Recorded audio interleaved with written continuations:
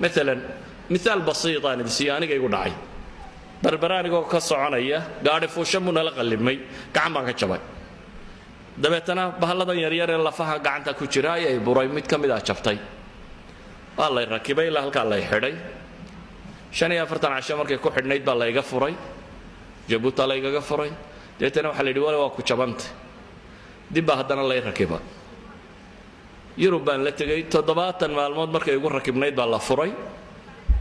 دبتنا واحد هم ولي ويكوشبانت ما لفتي يريد ولي ما يركب من لكن قعنت يدي بهالكار دافع ويدي و 90 degrees وسيدي الله حري وبهشان عض الله يوحري أي قعنتين شوكتا قعنتين هالكاس شوكتا تتنا واحد يقول هذا لفت يريد شبتي سكيل لو يمكن خطر كلام كويسته قعنتن سيدا ينوك لا بحين لهم بينو تشابين إن لفت راسك شبناته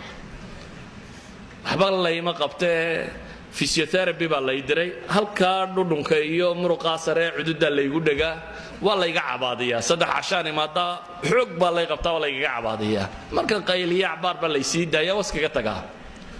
سيدي هاي مالين بإنيرو كلا بحيس مالين تبايدا قعما يسكون درري لا بد يدي قعمودو يسيلين ما كلا قامنا تيل لفتي كلا نواب يسكب بوكسته أنتي تنلقى عباديني محانو كذا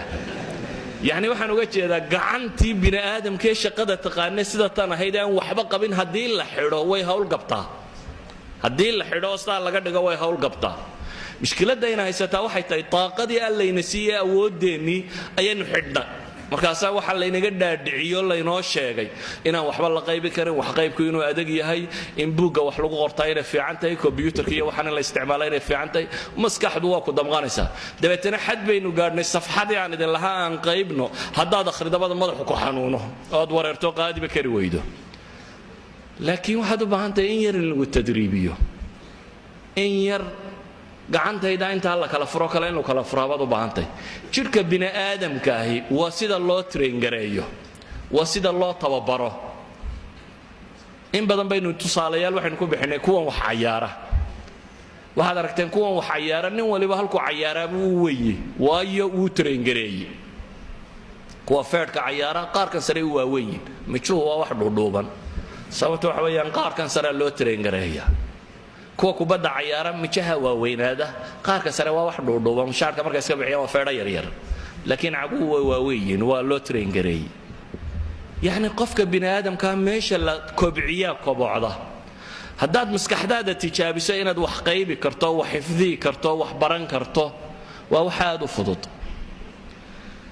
Bukhari hadii la qali lahaa maskaxinteeda leeguma ku jirta kama badnayn kuwa kale casrigiina dhaafay qarnigiina dhaafay saynisyahankii dunida ugu weynaa ay yiraahdaan waa saynisyahankii soo mara qarnigii 20aad waa Albert Einstein waa oday yahuudi Jarmal asalkiisu ahaa yahuudina ah